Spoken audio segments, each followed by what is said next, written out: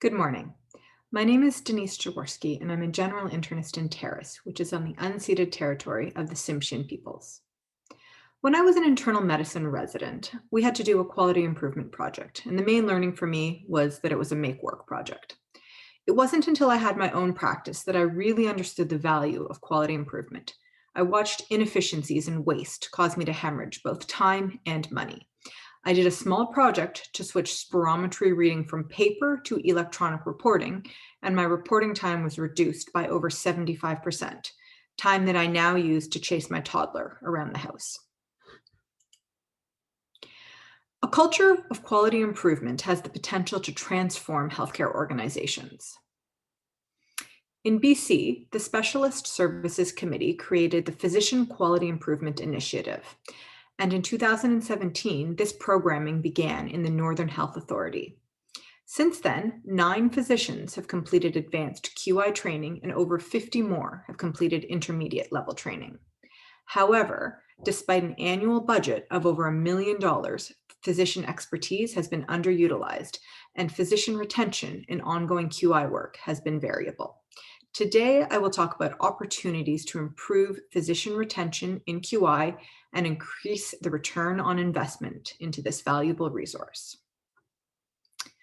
Physician quality improvement and a culture of quality falls directly into Northern Health's third strategic priority, which focuses on quality and continuous improvement.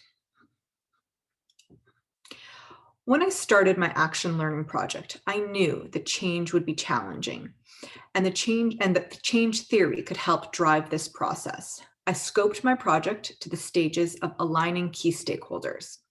It aimed to understand the need for change, to enlist support from QI champions, and envision opportunities for what QI could look like in the future. To better understand physician retention in QI, I set out to interview the 9 physicians who had completed advanced training in this health authority. I will refer to this group as alumni. In the past, QI program staff have conducted surveys and interviews as part of evaluation efforts, but response rates have been low. Rather than dedicating additional resources to this strategy, I chose to rely on physician relationships to improve interview response rates and conducted the interviews myself. I used an unstructured interview guide to empower interviewees to be reflective and organically identify challenges to their ongoing involvement in QI. I also saw this as an opportunity to re-engage physicians in QI work.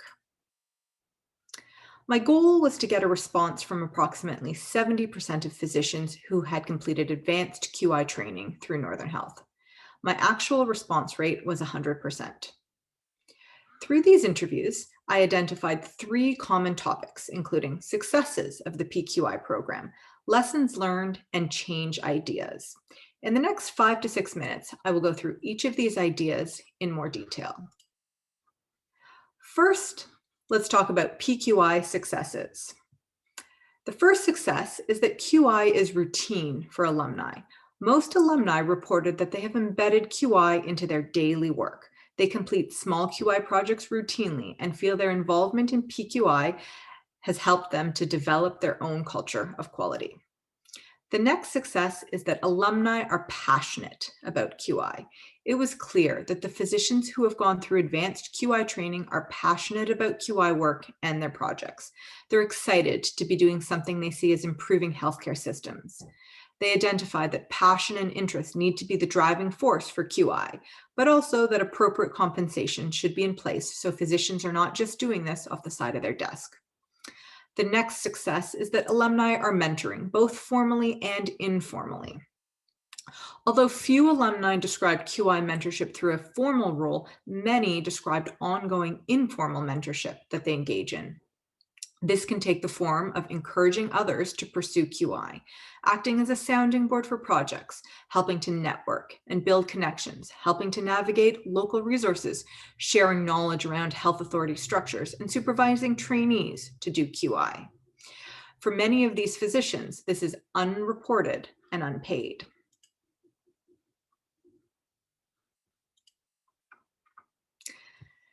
Next, I'll summarize a few key lessons learned.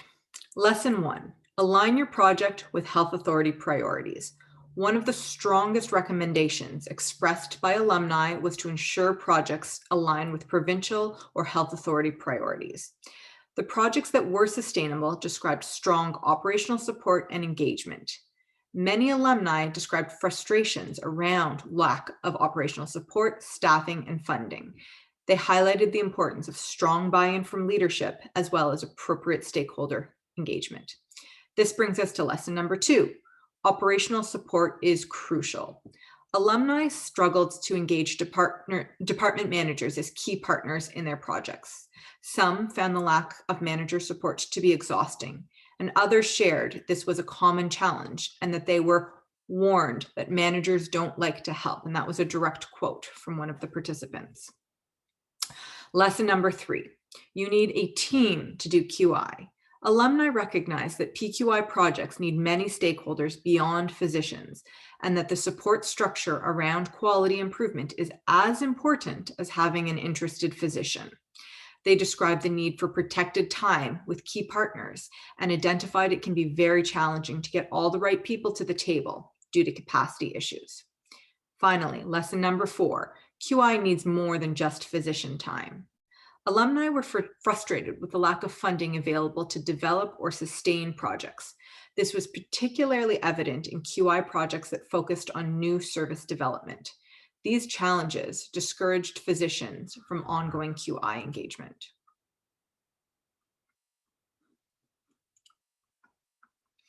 Finally, I want to bring everything together to talk about change ideas. I'll start with flexible engagement opportunities, as this change is already in motion. After completing a large-scale project as part of advanced QI training, physicians may not have the time or resources to complete another sizable project. To allow for flexible ongoing engagement, the Northern Health PQI program will now allocate funding for smaller physician QI champion roles. These physician champions will actively promote a culture of quality improvement and support their colleagues to do projects.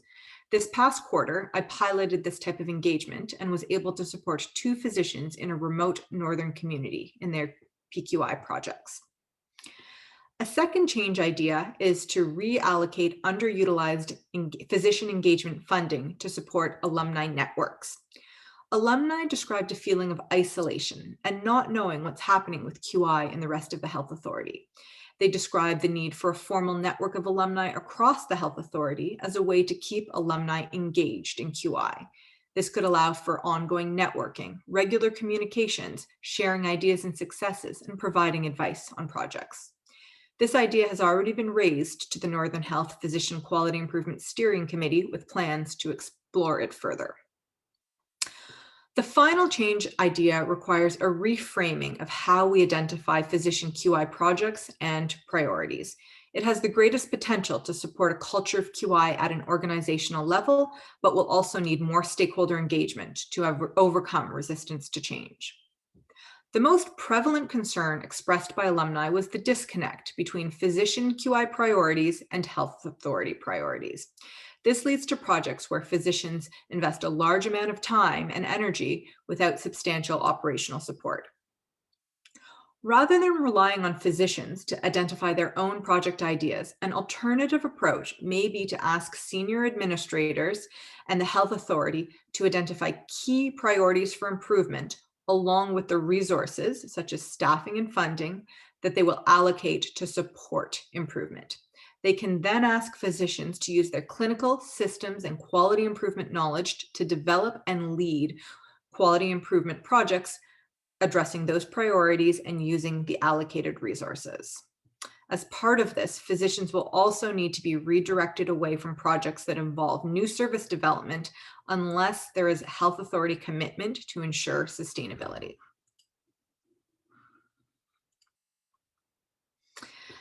As you've heard, we have a motivated and passionate group of physicians with extensive QI training. We have the opportunity to better engage these individuals in ongoing QI activities and support them as champions of a culture of quality. Although the Northern Health Physician QI program has been successful in engaging significant numbers of physicians in QI training, new strategies are needed to retain physicians in QI activities. We have all the building blocks needed to become leaders in quality improvement. Now it's the time to put these pieces together and create a culture of quality improvement. A culture of quality can lead to improved patient care, patient outcomes, and clinician well-being, and save money while doing so. Finally, I'll just mention my key learning points from participating in the physician learning program. Physician leadership program. The first is that I have the opportunity to develop my symbolic frame leadership skills. And the second is that change theory can be used to help break down resistance to change. And with that, I would welcome any further questions, and I would like to thank the Physician Leadership Program, the Northern Health Physician Quality Improvement Program, as well as all of the physicians who participated in the interviews.